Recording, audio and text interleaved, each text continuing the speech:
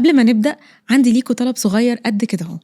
بليز اعملوا سبسكرايب للحلقات على يوتيوب وشير مع الناس اللي هي مهتمة بنفس نوع المحتوى اللي احنا بنقدمه علشان يوصل لأكبر عدد ممكن. يا رب الحلقة تعجبكم.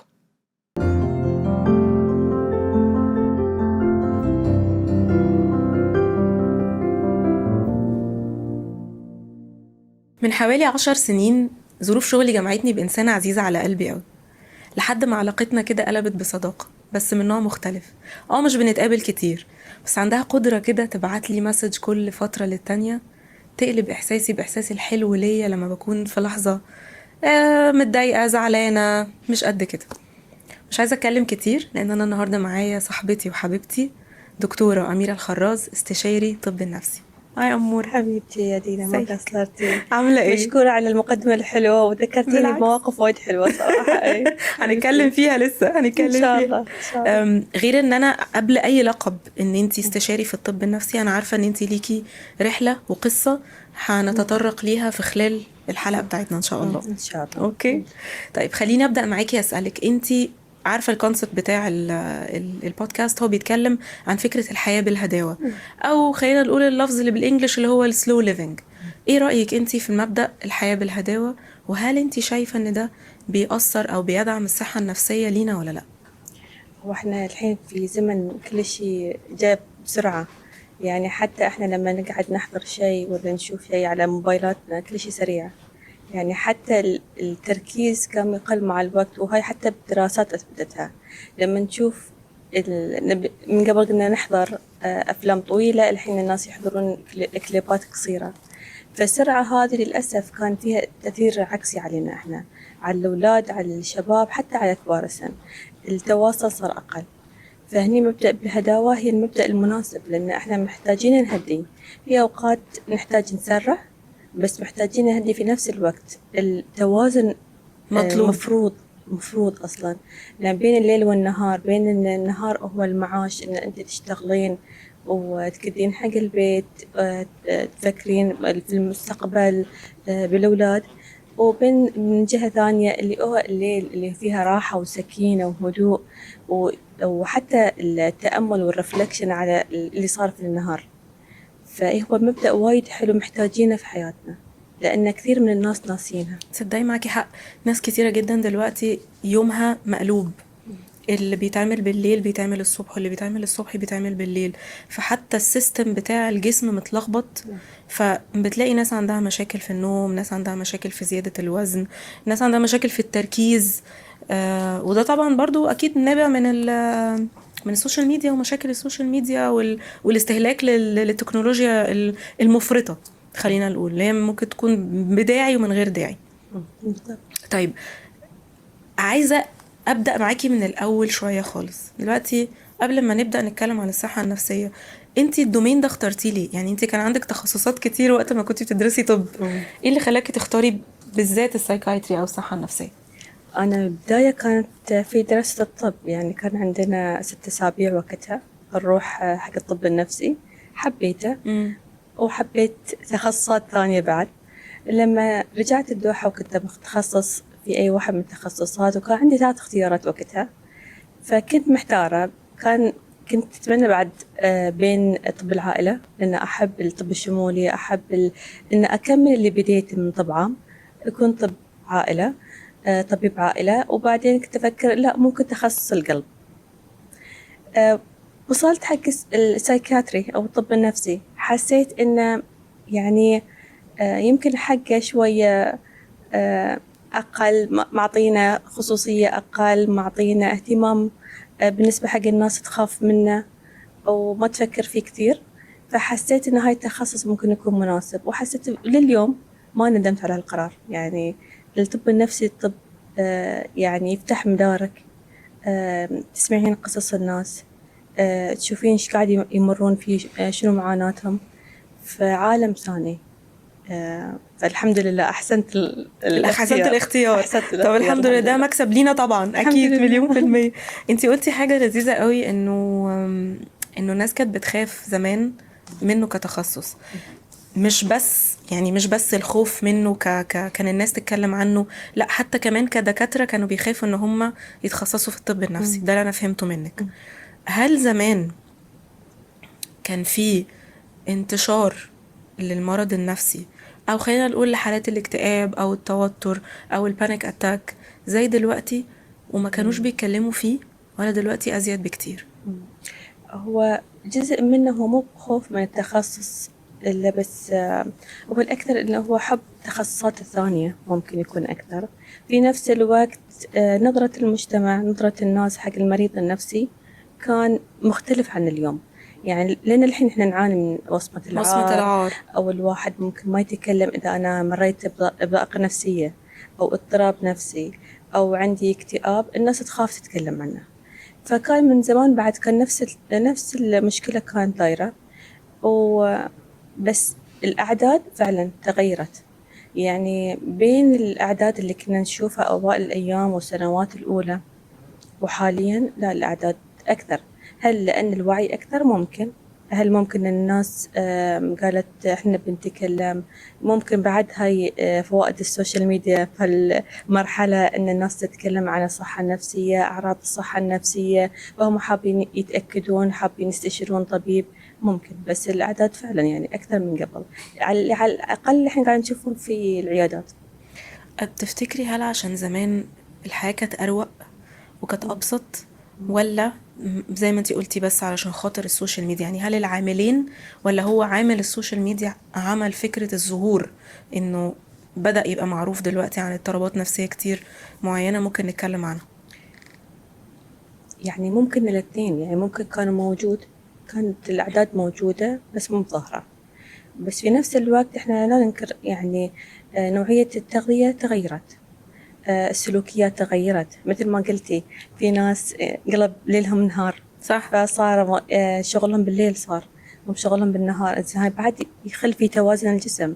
مثلا على أبسط مثال، الميلاتونين تغير إذا الواحد بيشتغل بالليل، فنسبة الميلاتونين ممكن ما تنفرز، اللي بيبقى دايما فيها نشوفه طبعا من الساعة اضطراب. 10 بالليل ل 4 الصبح. نمط الحياة تغير، العلاقات تغيرت، التواصل مع الناس تغير. من قبل إذا ما عندك السوشيال ميديا تتواصلي مع أحد، بتروحين حق صديقتك، بتزور جارتها، تقعد معاهم في ترابط مختلف. فنمط الحياة أكيد أثر على الحالات هذه، لأن هاي كلها من عوامل أو من أسباب الأمراض النفسية. يعني جزء منها بيئي، جزء منها بيولوجي، جزء منها عامل التربية. أكيد في ناس تغيرت طريقة نظرتهم عن مفهوم التربية. في عوامل كثيرة، الالتهابات اللي ممكن تكون، لأن التهابات حتى النظريات الحالية، الالتهابات اللي موجودة ممكن تأثر على الجسم. الأمراض المزمنة لما تزيد العرضة الإصابة حق الأمراض النفسية، مثل الضغط، السكر، أي أمراض مزمنة ممكن تزيد الأمراض هذه. نعم، العوامل الحديثة يعني سلاح ذو ذو حدين حدين. يعني ممكن للأسف. إن إحنا نستخدمها في الخير ونضمن حياة أفضل، أو ممكن إن هي تخلينا ننجر على سلوكيات أو أفكار خاطئة تخلينا عرضة لأمراض نفسية. اوكي، انا سألتك السؤال ده لانه قليل قوي لما كنا نسمع زمان على حد عنده اي حاجة من الحاجات الديس اوردرز اللي بيتكلموا، او الاضطرابات اللي بيتكلموا فيها دلوقتي. غير الاضطرابات كمان الامراض النفسية، مثلا حالة توتر، حالة اكتئاب، او في حاجة هنتكلم عنها برضو اللي هي الهاي فانكشنال ديبريشن، دي برضو هسألك عنها بعد شوية، البانيك اتاك. فانا كنت بحس انه ايه الطف حاجه كانوا بيقولوها في الافلام بتاعت الابيض والاسود زمان، إيه الست هانم اعصابها تعبانه محتاجه ترتاح في العزبه يومين. انهيار عصبي. انهيار عصبي، يعني ده انهيار عصبي. انهيار عصبي، محتاجه ترتاح شويه يومين في العزبه. فاهمه؟ وده كان الماكسيمم يعني. بس انا كنت حابه اسالك عن الموضوع الانكزايتي او القلق او التوتر والبانيك اتاك. دي حاجه انا عديت بيها زمان، وانا ما كنتش فاهمه هي ايه. لما حصلت ما كنتش فاهمه هي ايه، ما كنتش فاهمه المفروض نتعامل معاها ازاي. في ناس لحد دلوقتي بشوفهم بزعل عليهم لان عندهم نفس الحكايه، بيجي لهم بانيك اتاك بس هم مش عارفين بانيك اتاك دي ايه. بيبقى عندهم حاله انكزايتي. في ناس تقولك انا بصحى من النوم مثلا الساعه 3 او 4 الفجر على دقات قلب سريعه، وانا مش فاهم جسمي بيحصل فيه ايه. فلو تقدري تشرحي لنا بطريقة مبسطة ايه هو ده وايه هو ده، على اساس الناس تبقى عارفة واخدة بالها. مش هقول تتفاداها، لانه ممكن احنا كلنا عرضة ان احنا نتعرض للحاجات دي، بس نحاول انه يبقى فيه اسلوب حياة نخلينا نتفادى الموضوع ده. هو اللي قلتي جدا صحيح. يعني هو ما عندنا احنا المناعة الكافية ان نقول هل الاشخاص اللي امامنا اللي قاعدين معانا ممكن يصابون توتر، قلق، اكتئاب. ما نقدر نقول من اللي هو عند المناعة الكاملة. والمشاعر هاي مشاعر طبيعية. يعني مشاعر التوتر، واحد خايف، متوتر من الامتحان، متوتر من شيء جديد، مقدم على وظيفة، توتر في المقابلة، طلب الوظيفة، طبيعي. يزعل على موقف، طبيعي. يعني المشاعر هي مشاعر إنسانية طبيعية ومحببة، بالعكس إحنا محتاجينها في حياتنا. المشكلة مثل ما قلتي إن في أوقات تكون بحدة ومدة أطول. يعني احنا لما احنا نتكلم عن التوتر، التوتر هو القلق من اللي بيصير او اللي لسه ما صار في المستقبل. في المستقبل. ان انا عندي الفكرة. طبعا هي الامراض احنا لما نيجي نحط معايير حق التشخيص لازم تكون من ضمن يعني جزء منها هي 3 أجزاء تقريبا، اللي هي لها علاقة بالأفكار، لها علاقة بالمشاعر، لها علاقة بالسلوكيات اللي حاصلة مع الشخص. فهو التشخيص هو على الطبيب، بس بصورة عامة شلون الواحد يعرف إذا عنده توتر؟ إذا هو التوتر العام مثلا، التوتر العام لما أنا الأشياء الصغيرة في حياتي بالنسبة لي أنا صعبة، أفكر فيها أكثر من مرة. ممكن الشخص اللي أتكلم معاه، صديق تتكلم معاه، تقول لا تكبرين الموضوع، ليش تفكرين بزيادة في يعني. فالناس تستغرب ليش الواحد يفكر بزيادة. فهم عندهم التفكير زايد، والتفكير على شغلات للحين ما صارت. يعني ممكن يكون شيء بعد كم ساعة، ممكن بعد كم يوم، ممكن في أشياء عمرها ما تصير. فهو يفكرون في الأشياء المواقف اليومية بكثرة.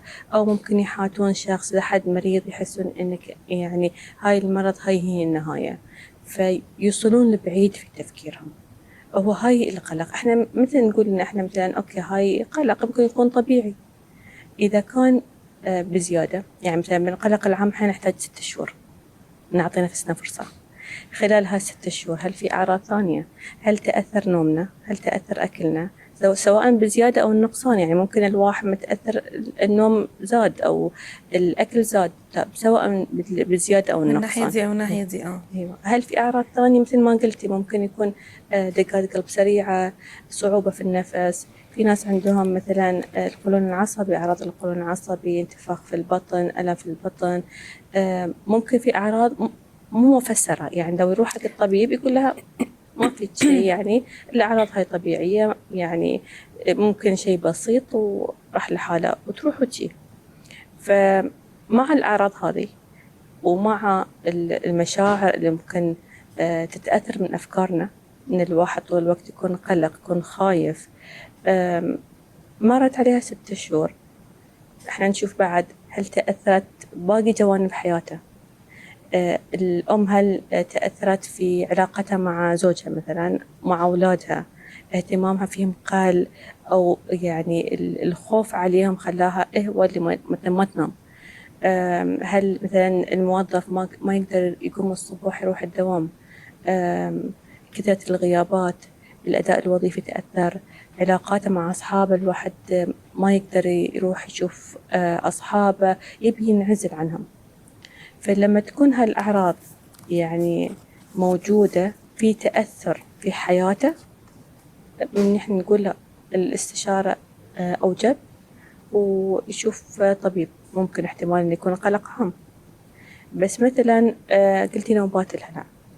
نوبات الهلع المشكلة فيها ممكن ما تكون زي ما قلت، ما تكون الواحد عارف شنو من عنده أعراض.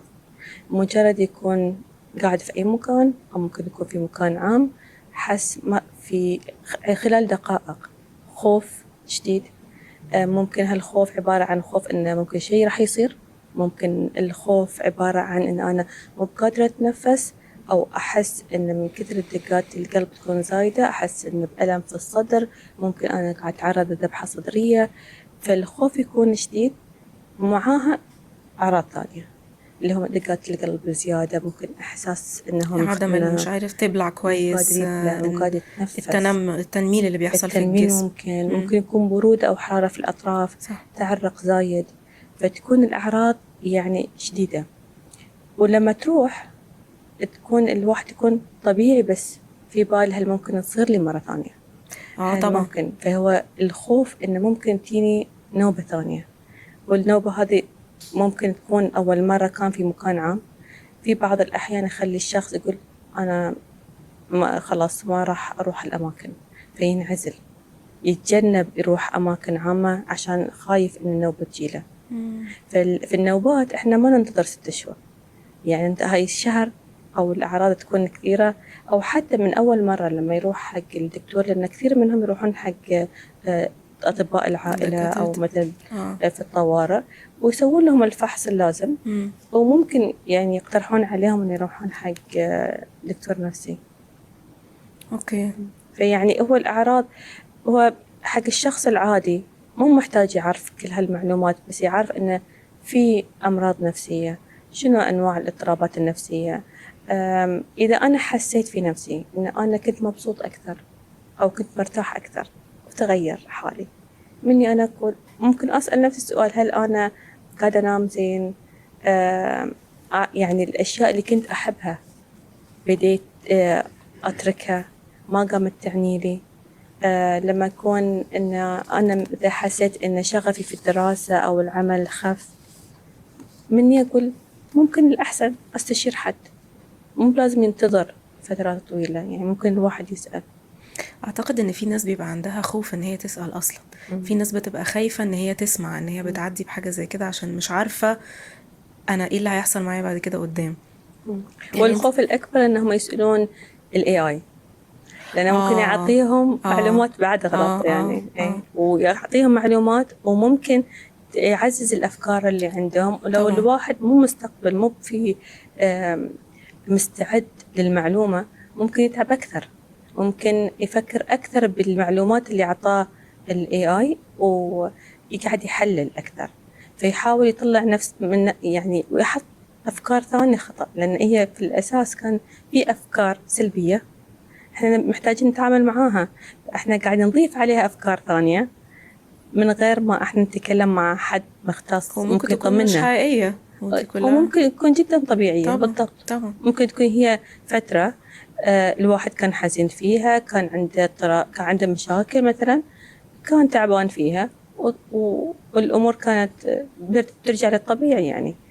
بس يعني بعد تشخيص بعد عن طريق المصادر الغلط ممكن صح. بتأدي الشخص أكثر ما تفيده. صح. حتى قبل ال AI يعني الناس كانت بتفتح تقرا الأعراض بتاعة أيا كان إيه هو المرض، هو شكك في دماغه إن في حاجة زي كده، فيفتح يقرا على الإنترنت على جوجل أو أيا كان إنه إيه هي الأعراض. ده أنا عندي نفس السيمتومز، يبقى أنا أكيد عندي ده. يعني إحنا محتاجين الوعي، بس مو محتاجين الوعي اللي ممكن يجيبنا لورا، يخلينا نوسوس على الأمراض. نوسوس شنو أنا عندي، ممكن هالمرض والمرض الثاني والمرض الثالث، بيخلي الواحد في دوامة في غنى عنها صراحة. طب انتي مش بتحسي ان الناس بقت تستسهل تستخدم كلمة انا مكتئب؟ يعني انا بحس ان الناس عندها ممكن يكون حد زعلان حزين، مزاجه مش حلو، حصل معاه ايا كان هو الموقف، اتضغط شويتين، فتلاقي يعني ايدر واحدة او واحد يقولك انا مكتئب، انا مكتئبة. فمش حاسة ان الكلمة بقى حصل فيها استهلاك واستخدام زيادة عن اللزوم، وهي يعني الأعراض بتاعة الاكتئاب دي حاجة تانية خالص، وعلاجه حاجة تانية خالص. ممكن يكون محتاج أدوية، ممكن يكون مش محتاج أدوية، كل واحد على حسب الليفل بتاعه هو واصل لفين. صحيح. أنتي مش حاسة إن ده يعني هو الاستخدام، يعني هو من البدايات كنا نستغرب إن الناس تستخدمها بصورة عادية، بس مع الوقت إن إحنا صرنا نتعامل معاها إن كأن أنا مكتئب، فإذا أنا حزين، أنا زعلان أو أنا زعلان. يعني ممكن إحنا نتعامل معاها بالطريقة، بس هو السؤال: هل هو قاعد يتأثر من الكلمة ولا لا؟ هل هو يصدق إنه هو مكتئب ولا لا؟ هل هو عايش إنه هو مكتئب فهو ما أقدر أطلع من المكان اللي أنا فيه، ما أقدر أعمل اللي المفروض أعمله؟ هني المشكلة. يعني هي ككلمة ممكن ما تأثر على حد، بس إذا هو الشخص اللي يقول أنا مكتئب، فإذا أنا لا ما راح مثلا أشتغل على نفسي. فهو قاعد يفهم حتى الاكتئاب غلط، لأن هو محتاج مع الاكتئاب إنه يرتاح، ومحتاج إنه يعمل، محتاج إنه يغير، حتى يغير من الأفكار. ف يعني هو الاستخدام ما بيضرنا إذا ما كان له معنى منها. إن أنا مكتئبة معناته إن أنا جدا حزينة، إن أنا حياتي انتهت، إن ما في شيء ضابط في حياتي، إن ما في شيء، ما في أمل من الحياة. ممكن تكون هالمعنى، وممكن يكون مكتئب أنا حزين. وهو الاستخدام يصعب الأمور حق الناس الثانيين، بس إحنا يعني دورنا نحن نسأل أكثر.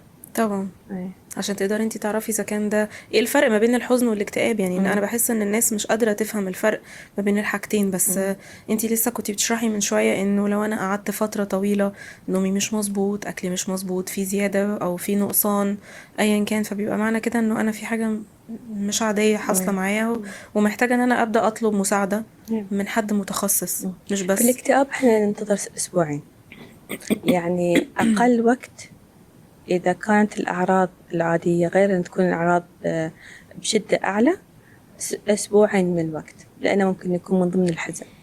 ممكن الواحد الحزين أو متضايق ما ينام شوي، ممكن كم من يوم، ممكن ما ياكل يوم أو يومين، ما نعتبره مكتئب، ما نعتبر أنه عنده اضطراب اكتئاب.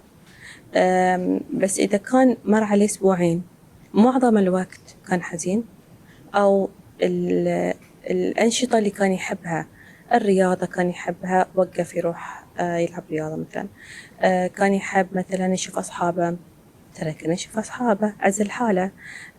معظم الوقت ما يقدر يغير من مشاعره، وأفكاره قاعد تتماشى مع مشاعره، إن أفكاره تكون سلبية أكثر أو فيها تشاؤم أكثر. بعد الأسبوعين نقول يمكن الأحسن إنك تشوف دكتور أو تتكلم مع دكتور العائلة family physician. اوكي. طب انتي من الحاجات اللي انتي بتعدي بيها بقى كلها، الكيسز اللي انتي بتعدي بيها مع المرضى بتوعك، اكيد بتقعدي بقى تشيلي تشيلي تشيلي تشيلي طول اليوم. انتي كمعالج بتحتاج انتي معالج ليكي؟ في يعني المعالج البدايات بيحتاج معالج لفترة معينة؟ في البدايات كانت كتير صعبة، يعني لما كنت أسمع القصة وأنا من النوع اللي أنغمس في القصة، أعرف شنو قاعد بتأثر. يصير وأسأل. ففي البداية أول سنوات كنت أتأثر، يعني كنت أتأثر إنه ممكن أطلع وأحس إن أنا كأن أنا صاحبة أخذت ألم، القصة. إيه أخذت الألم خليته على كتفي. مع الوقت والحمد لله لأن كان عندنا دكاترة رائعين صراحة، ويعني أنا أتذكر وقتها حتى كنت أتكلم، كانت رئيسة القسم كانت دكتورة سهيل الغوم. فرحت سألتها قلت لها أنا كل ما أنا أسمع حدا أتأثر، أحس إن أنا يعني أزعل عشانهم ومتضايقة عشانهم، بس ما أبي أحس بهالإحساس لأن بشيله معاي من مريض لثاني لما أرجع البيت. فكانت تقول تبي تساعدينهم ولا لا؟ قلت لهم بلا، أنا جاية أساعدهم. قالت إذا أخذتي ألمهم ما راح تساعدينهم، أنت تبين بس تتفهمين ألمهم، تبين تحطين إن أنت فاصل بين الفرق بين السيمباثي والإمباثي، إن أنت ما تحسين مكان تتخيلين شنو مشاعره. لأن إذا أنت وصلت مرحلة إن أنت أخذتي مشاعر وشلتيها عليك، فأنت ما راح تساعدينهم، أنت تبين تكونين أنت المرساة حقهم، إن على أساس لما يتكلمون تقدرين تساعدينهم إن يطلعون من اللي هم فيه.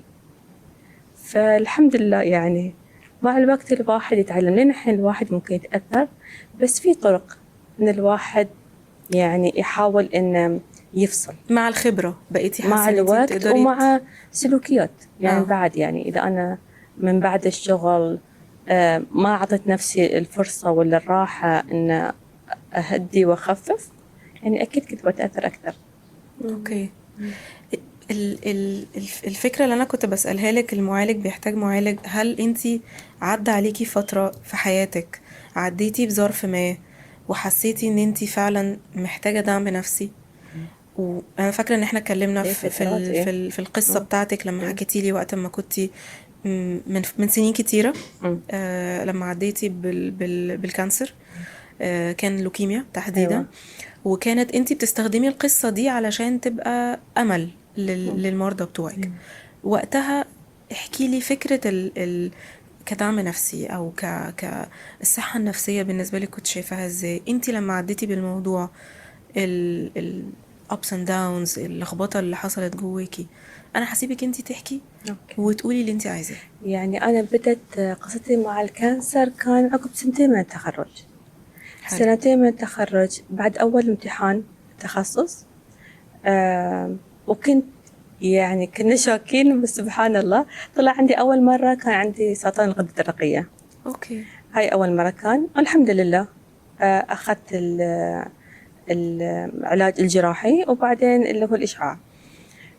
بعدها ب2 سنين، وكانت يعني بعد سبحان الله بعد امتحان البورد الثاني. سبحان الله. وكنت ناطرة النتيجة، وليلتها الحمد لله قالوا لي إن أنت ناجحة. يومها كانت بنتي عمرها 4 سنوات. كنتي وقتها خلاص يعني عندك أسرة ومتجوزة وعندك عندي بنوتك. بنتي الحمد لله. فشايلة بنتي على الدرج. إحساس غريب نفس إحساس البانيك أتاك. اوكي. الإحساس إن أنا يعني دقات القلب عالية، مو بقادرة أتنفس، مو بقادرة أمشي.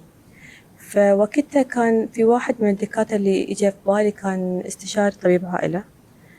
سويت له والله جزاه الله خير في الليل الدكتور هاشم السيد، كنت أدرب معاه أيام ما كنت طالبة طب.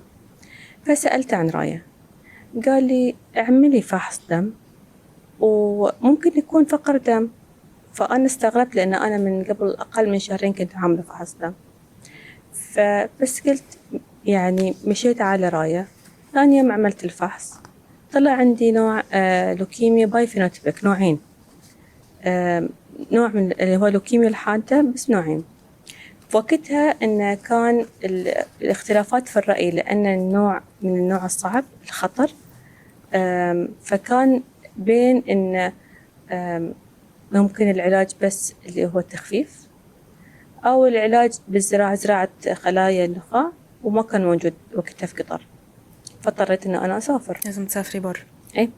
يعني لو كان موجود في قطر كنت يعني بالعكس يعني بكون بين أهلي وناس طبعاً. والناس اللي أحبهم. أسهل لك. فسبحان الله رحت هناك وأخذت جلسات العلاج الكيميائي، وبعدها أخذت أول زراعة. وقتها كان من بعد ما طلعت أول مرة من المستشفى كانت عندي صعوبة في النوم، كان عندي أرق. والأرق كان بالأدوية اللي هو ممكن أي حد ياخذها ينام. ما كانش بيجيب نتيجة. ما كان يجيب نتيجة. يعني اللي بتسمينها من الأدوية اللي ممكن حتى ممكن تسبب الإدمان، بعد ما كانت تخليني أنام أكثر من ساعة. تميت على هالحال 10 أيام. فقالوا لي شوفي دكتور نفسي، وأنا طبيبة نفسية. فرحت حق الدكتور النفسي، سألني أسئلة وجاوبته. وأنا ما كان في بالي إن أنا عندي اكتئاب، ولا إن أنا زعلانة، وراضية بقدر رب العالمين، وصابرة متوكلة على رب العالمين. ده اللي انت كنت شايفاه وحاساه. أنا هلا كنت أشوفه. هو كان يشوف شيء ثاني، لأن هو ذكر بنتي، وبنتي كانت بعيدة عني. فلما بكيت قال لي شوفي أنا أتوقع أن اكتئاب. وأنا حينما استرجع أقول ممكن، لأن أنا وقتها ممكن مو بدنا حاسة أن أنا زعلانة، بس يعني كان في شيء متغير، كانت الأعراض الثانية موجودة.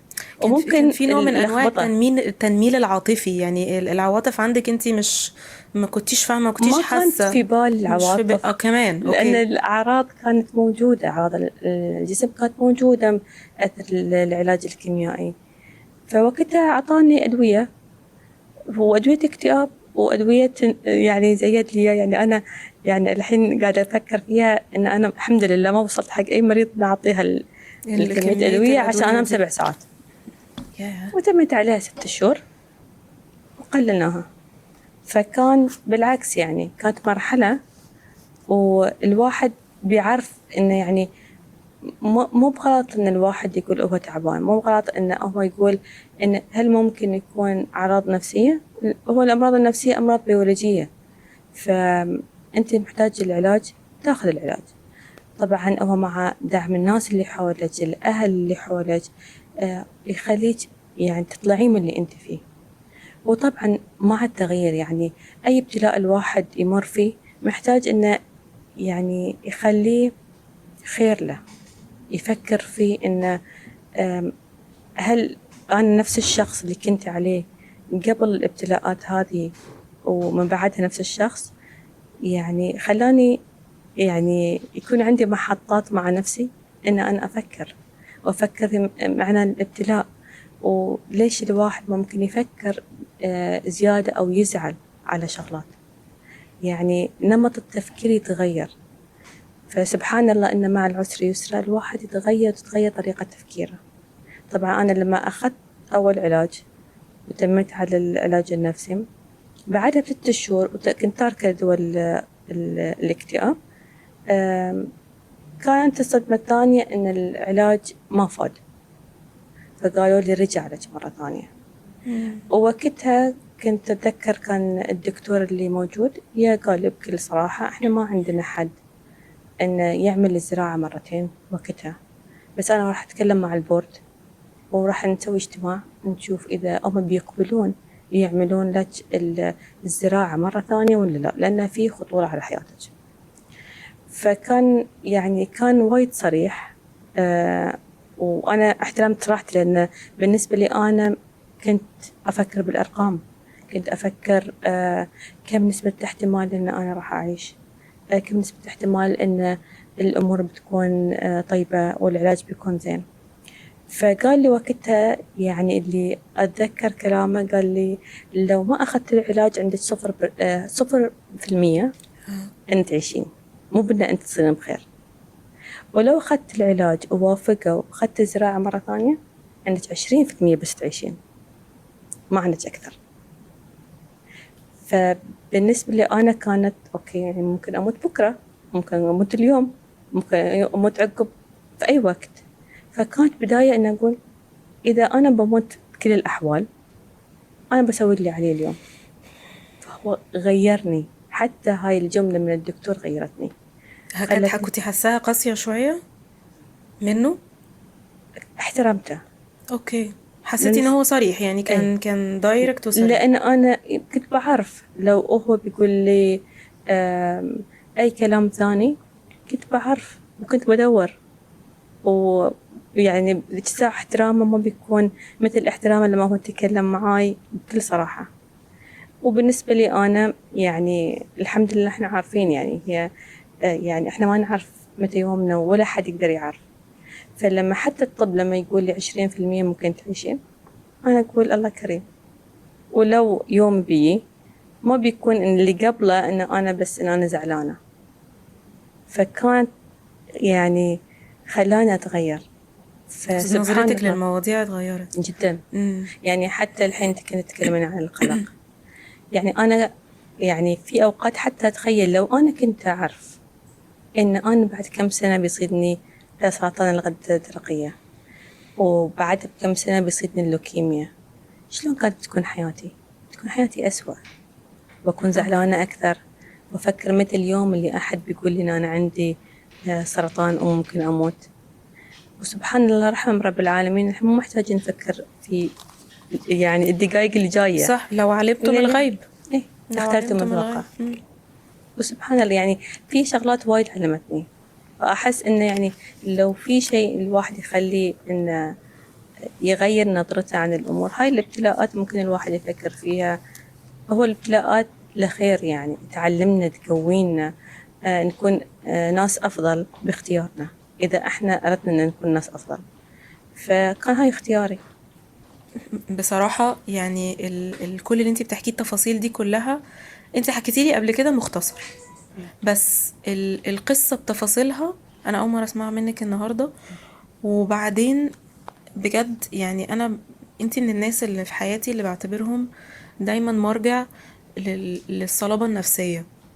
يعني لما ببقى في حاجة وما اجي انا مثلا بعد فترة بنقعد انا وانتي بنتقابل وبنتكلم، بحس انه يعني سبحان الله وربنا يديمها عليكي نعمة، انه مع كل اللي بتعدي بيه فعلا انتي بتتقبلي كل حاجة بالهداوة. هو كل شيء بالهداوة حلو. لأن الواحد إذا بيستعجل بيطيح في الغلط، بالأفكار بيخليه في مسار ثاني. ومثل ما قلتي يعني أنت تكلمين معاي تقولين صرابة، أنا أقول تشوف الحيوية والنشاط بعد ما شاء الله يعني معاك. يعني سبحان الله لما تقعدين تتكلمين مع أحد وتحسين إنه ممكن الواحد يفتح قلبه ويتكلم الواحد ياخذ من الثاني، هاي أحلى شيء يعني، وهاي الهدوة اللي أنت محتاجتها في حياتك. بالظبط اللي احنا أحلى كلنا شيء، محتاجينها في حياتنا. أحلى شيء. حاسه ان انت لو رجع بيكي الزمن لورا في حاجه في المرحله دي هتحبي ان انت تغيريها، ولا انت حباها زي ما كانت كده؟ أنا هاي السؤال من قبل سألت نفسي، كنت أقول لو انشال كل الأشياء اللي لها علاقة بهالمرحلة كابتلاءات كأمراض، ما أتوقع وما أفكر حتى إن يا ريتها تنشال من حياتي، لأن أنت تبين تعلين وأنت ما تبي تكونين نفس الإنسانة. لما الواحد يكون على نفس الرتم، يعني أنا مثلا كنت أفكر قبل، يعني قبل هالأمراض كنت أفكر كأي واحدة طالعة من كلية طب، أنا الحمد لله قاعدة أجتهد وقاعدة أساعد الناس، الحمد لله أقدم امتحاناتي أنجح أول بأول، الحمد لله ما أرتب، الحمد لله الأمور زينة. فيعني في فكرتي قبل إن أنا لما أوصل الدرجة اللي أنا أبيها راح أكون أسعد إنسانة. لولا هالابتلاءات كانت هاي الفكرة نفسها كان ممكن إيه تخليني مكتئبة اليوم، لأن إيه مو أنت وين وصلتي، مو وين شنو اللي حصلتي اليوم. لأن اللي حصلتي اليوم لو أنت خاطرك في سيارة تروحين تشترين سيارة، خدتي السيارة، كم يوم تقعدين وأنت مستانسة على السيارة، تقعدين طول اليوم بتقولين الله عندي هالسيارة حلوة، السيارة سيارتي حلوة، أنا فرحانة مبسوطة. أوكي كم ساعة كم يوم وبعدين بتنسين، تنشغلين في شغلات ثانية.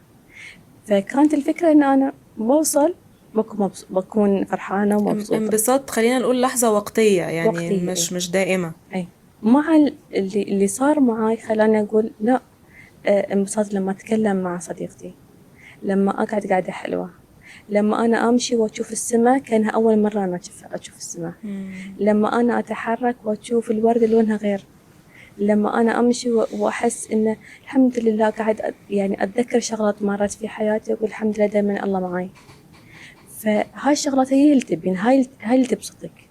الناس للأسف يبغالهم إن هي وين وصلتي، وين رحتي، شنو عندك، بس الحقيقة مو بهالطريقة. لا احنا دلوقتي انا في المرحلة الحياتية بتاعت اللي هو الحاجات البسيطة اللي انتي ذكرتيها دلوقتي هي دي اللي بتفرح وبتبسط يعني.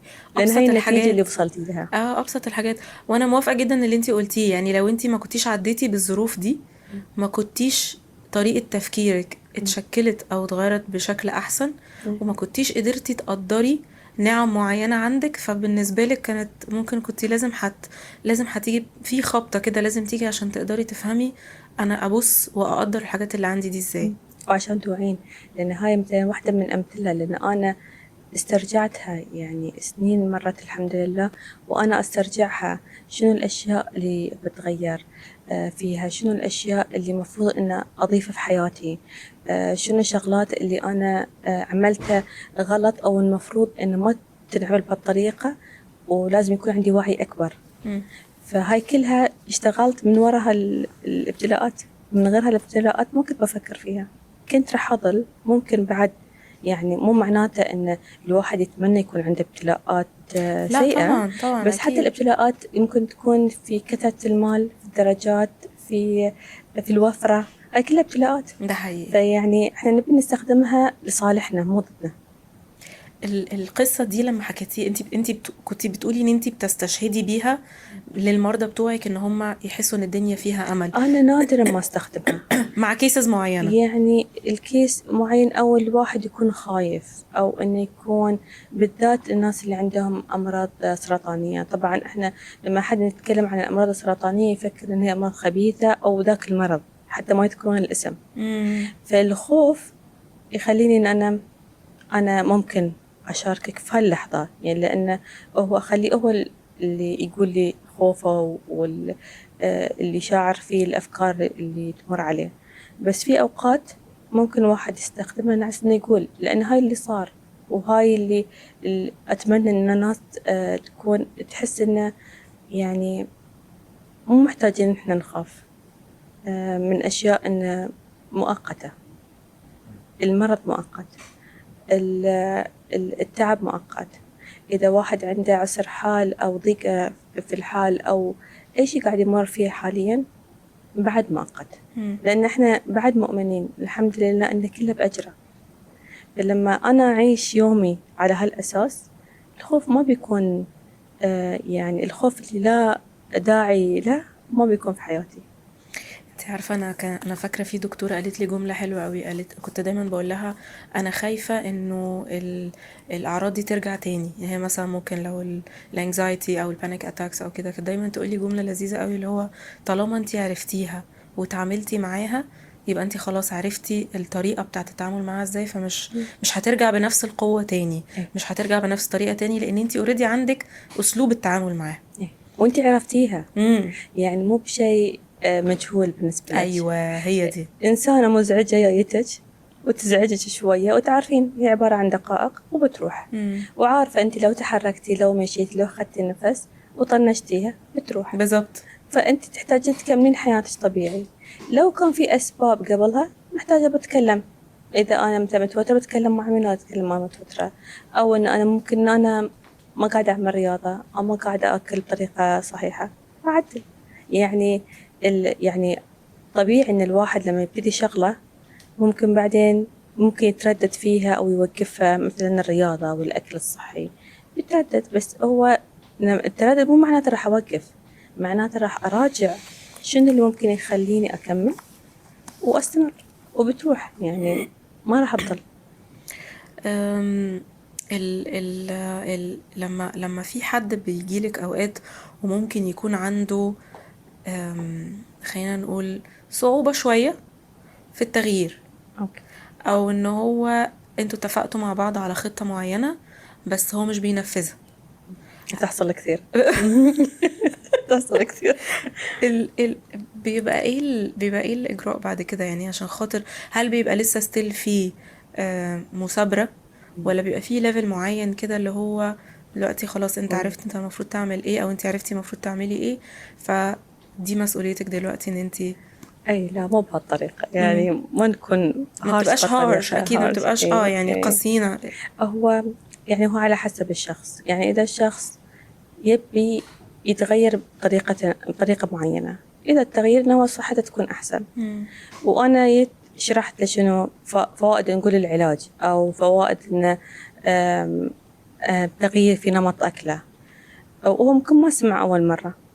زين هي مو معناته إن أنا راح أوقف، راح أشرح له مرة ثانية. ممكن أقول له من ممكن يساعدك في الموضوع، لأن أنت محتاج بعد أخصائي نفسي. دور الأخصائي النفسي وايد مهم، إنه بيتكلم بيقول شنو أسباب التردد، شنو أسباب إنه هو ما يبي يتغير. بس إحنا عارفين كل واحد فينا لما يتغير في جزء منه إحنا نبي نتغير، بس التغيير السهل، نبي التغيير اللي يضمن لنا النتيجة، ونبي التغيير ما يأثر على مزاجنا ولا على حياتنا ولا على روتيننا. فنطلب وايد متطلبات كثيرة. أيوه. في درجات التغيير. يعني مثلا في واحدة من النظريات القديمة هي بروشسكا ديكليمنتي. هاي كانوا يقولون إنه هي مراحل. في المرحلة الأولى اللي أنت قاعد تقولين إن سهرك مو زين، يضر في صحتك، المعلومة ما راح تثبت في راسك لا تسهر. مثلا الأم تقول حق ولدها أو بنتها، فهو يقول لا هالكلام مو صحيح، أنا أدرس بالليل أحسن، أنا أدائي أفضل لما أسهر بالليل وأنام في النهار. أنا ما أحس إن هالكلام مو بصحيح. فهو ممكن يكون جزء منه إنه هو عدم تصديق بالمعلومة. ممكن هو حتى لو يعرف إنه إيه السهر مو بزين بس أنا مبسوط. فهالمرحلة أنت محتاجة وعي، تكملين في الوعي وتغيرين من المصادر. يعني ما تكون بصورة نصيحة، لأن النصيحة إذا ما حد سألك طلب النصيحة، يعني لو أنت نصحتي في احتمال كبير أنه ما راح يمشي على النصيحة، وأنت محتاجة أن تنتظرين أنه يسأل. أوكي. فهو أول مرحلة أنه هو مو مقتنع، أنا ما فيني شيء، أنا مو محتاجة أتغير. المرحلة الثانية إن أنا عارف إن السهر مو زين، وأنا عارفة إنه يضرني، وأنا عارفة إن المفروض إنه أنا ما أسهر، بس مو بعرف شنو أسوي. ففي هالمرحلة اللي هو يقعد يدور الناس شنو سوت، شلون ممكن يكون واحد يكون مستانس يطلع مع ربعه بس ما يسهر وينام عدل. فهني دور إن أنا بقعد أدور شنو ممكن تعمل. ممكن يكون يوم واحد بنام عدل، يمكن بزيد تجارب، بجرب كم من تجربة أشوف شنو اللي أنسب له وخلاه يرتاح. المرحلة اللي بعدها إن هو يقول خلاص أنا أبي أقطع السهر. فهالمرحلة أنت تبين تخططين معه أو هو يبي يخطط شلون راح أبتدي، لأن هو تغيير، بس هو مر كل المراحل هو اللي قبل. اختبر المراحل كلها. هو ايه خلاص هو طلع من كل هاي، الحين هو في البريبريشن، يعني هو الحين بس بيخطط حق التغيير. الحين بعد لما يجرب ممكن بعد في اوقات يقول لا انا ابغى اسهر كم من يوم، ابغى اسهر يجي رمضان بعد بيسهر بيرجع روحه على امل انه بعدين يستمر، لان لما يستمر بتشوف الفوائد. لما يشوف ان انا لا لما ما اسهر نفسيتي تكون احسن، طاقتي حق الشغل احسن، لما أروح حق ربعي مثلا بعد الدوام أكون أنا مرتاح، يعني بيشوف الفوائد. فبيحب إنه هو ينام بدري. هو خلاص اختبرها ولقى الفوائد بتاعتها. طب دي في الحالة اللي بتكون شوية محتاجة شغل وبتبقى صعبة. لما بتلاقي بقى الحالات السهلة اللي هي أو مثلا مش هسميها سهلة، بس امتى بتحسي بتكوني مبسوطة؟ لما بتلاقي إنه شغلك ده ليه معنى، او في حد فعلا مشي على الخطة اللي انتي قلتي عليها، والبني ادمة دي او الشخص ده حياته اتغيرت وحصل شيفت فعلا كبير. انتي بتحسي بايه وقتها؟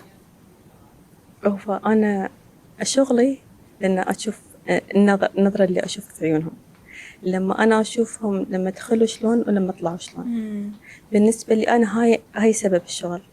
يعني بالنسبة لي أنا لما أشوف إن واحد تغير أو صار أحسن أو نفسيته صارت أحسن، أنا بالنسبة لي هاي غاية من شغلي. دي بالدنيا عندك دي. لأن أنا بالنسبة لي أنا يعني إحنا لما كنا صغار نقول أبى أصير دكتورة عشان أساعد الناس، بعدين ننسى، نكبر نشتغل بنشتغل بس تصير مرحلة إن أنت لما تحبين شغلك تقولين أنا أحب إن أنا أشوفهم بخير، أنا بشوف الناس كلهم بخير، ما أقدر أساعد الكل بس اللي بيني بحاول أساعد كثير ما أقدر. فلما تدخلين بهالنية هم يحس الشخص اللي قدامك بيحس إن أنت يعني تبين تساعدينه. الحين في ناس بيتأخرون إن يصيرون أحسن، وفي ناس يعني حق إن يتغيرون أو مثلا يعني عندهم أولويات ثانية في حياتهم، بس أنت معاهم. لما تحسين في حد موجود معاك إن أنت بيشاركك الأمور كلها، بعد يعطيك أمان أكثر. أنا بالنسبة لي أنا هاي شغلي اللي أحبه، يعني ده الإحساس الحلو اللي بيجي لك، الإحساس اللي أنا أحتاج فيه. طيب نرجع بقى الأميرة نفسها. أنا عارفة إن أنتي في حاجات بتحبي تعمليها بره غير إن أنتي دكتورة نفسية. تحبي تقعدي كده تجربي، تحبي التغيير وبتقولي لي إن الحاجات اللي أنا بجربها بره بتساعد الجزء الإبداعي عندي في الشغل كطبيبة نفسية، أو بتديكي خلينا نقول بتشحن طاقتك كطبيبة نفسية إن أنتي تأدي شغلك على أكمل وجه. ايه بقى اللي انتي بتحبي تعمليه تجربيه بره؟ احكي لي كده عشان انا لما اقول حق حد نصيحه اوقات افكر فيها انا عملتها ولا لا. لما قلت له اكل صحي حاسبه على كلمه انا عملتها ولا لا. لما اقول مثلا النوم او مثلا مثلا شلون مثلا تصفين مخك، مثلا شلون مثلا لما الواحد يمشي شلون يتامل، انا اعملها ولا لا. هاي الشغلات يعني جربتها في حياتي. يعني بديت من بعد في البدايات كان أوكي، كان وقتها موضوع التنمية البشرية رحت أدرسها. حبيت العلاقات، إن أنا أدرس عن العلاقات درستها. حبيت يعني أنا أحب من النوع اللي أحب مثلا لما بستخدم السوشيال ميديا بستخدم شيء بودكاست بيثريني، بيعلي الوعي عندي. أي معلومات بتغذي تفكيرك. أيوة، ومو شرط تكون سريعة، وممكن يكون الشخص الطريقة اللي هو يقدمها يعني تعني لي في كونكشن. فكنت أسمع حق وايد ناس، حضرت سيمينارز حق وايد ناس. وصلت مرحلة أنا وأختي قلنا خلينا نقول خلينا نعمل بزنس، خلينا نغير نسوي شفت. أنا دكتورة نفتح لنا بزنس. حلو. فكان فتحنا مطعم وكنت وقتها كنا يعني ندرس أي شيء في إيدنا. إحنا كان في بالنا إنه يعني أوكي أساسيات، بروح ندرس سيمينارز، توني روبنز، على جاك كانفيلد، على انتي برايان تيرسي. عندك كوكتيل كده رحتي عند كتير كذا رحت حد. لهم، أي أروح لهم وأحضر. لأن أحس بالشغف، يعني تكسرين الروتين، تبين شيء يخليك لما ترجعين شغلك أنت مشتاقة حق شغلك. فأنا كنت أعمل الشغلات الجديدة عشان أرجع حق شغل وأنا مرتاحة. مثلا حتى كان فترة عندي مثلا كان حق الاستشارات والتطوير حق الشركات، بعد كنت فترة طبعا هذه الشغلات محتاجة بعد دراسة ومحتاجة مو بس أنا كان في بالي إن أوكي اللي أقدر عليه بسويه، بحاول كثر ما أقدر، وبكون أمينة في اللي أنا قاعدة أقدمه حق الناس، سواء كان في المطعم ولا كان في الشركة. بعدين قلت خلاص، يعني كان وقت كورونا، فالحمد لله يعني يا لنا حد يشتري المكان، والحمد لله توفقنا إن بعناه. يعني فهاي التغيير بالنسبة لي أنا، إن أدور شنو ممكن يعنيني في كل مرحلة من حياتي. طبعا الأشياء اللي بعد الممارسات اللي أنا مثلا أسويها، تعلمت شلون أيام كورونا الناس بالبيت ما تقدر تروحين مكان، أساسيات التأمل، أسمع، أحضر كورسات، أبتدي في التأمل. انتي كمان مرة قلتي لي ان انتي عملتي البراكتس بتاع السايلنس، صح؟ السايلنس ريتريت، هاي كان بروجرام حتى هاي عليه ايفيدنس عالي حق التوتر والاكتئاب. مايندفولنس، اليقظة الذهنية. هاي بعد واحدة من الأشياء اللي سويتها. رائع، ويتم طول العمر. دي الحاجات اللي بتعمل لك لأن أنا كنت عايزة أسألك السؤال ده، إيه هي الحاجات اللي ممكن تخلي جهازك العصبي في حالة هادية أو يعمل لك خلينا نبدأ من اللي هو ريست كده، نبدأ من الأول شوية. يعني هاي الأشياء، يعني اليقظة الذهنية بالذات وايد تساعد، خاصة لما طبعا لما تتعلمينها يعلمونك الأساسيات، شلون أنت تركزين على الفكرة لما تجي أنت مثلا الفكرة تجي لك إنه ما راح يمشي. مثلا بالنسبة بودكاست ليش أعمل بودكاست ما راح يمشي؟ هي الفكرة هي مش فكرتك. حتى أنت ما تبين تفكرين بهالطريقة، وهي غريبة عليك، وأنت عارفة إن هي مو صحيحة. فمعناته إن هالفكرة يعني بس نتيجة ممكن ظروف، أو يعني نتيجة يعني من مواد كيميائية في المخ مثلا. فأنت في اليقظة الذهنية تنتبهين لها إن هاي مو فكرتي ولا راح أتبناها، فتخليها على جنب، فتفكرين شنو اللي تبي تفكرينه. إن أنا الحمد لله أنا إنسانة بخير، وأنا أقدر أعطي، وأقدر أعطي من القلب، ولما أنا بتكلم الناس راح تسمع. وهاي فكرتك، فيخليك تركزين في اللحظة الحين شنو اللي قاعد يصير في داخل المخ.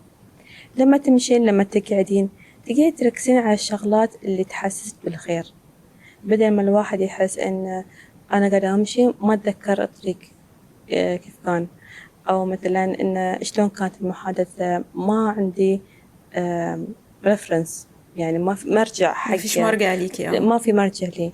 بس لما تكون يعني في حالة من هاي حالة المايندفولنس أو اليقظة الذهنية، هاي الحالة تخليك تقولين تحبين الشعور كله، الاتصال مع الشخص، كونكشن معاه، الكلام معاه، شلون أنت مرتاحة، شلون التكييف، يعني تركزين في الحاضر.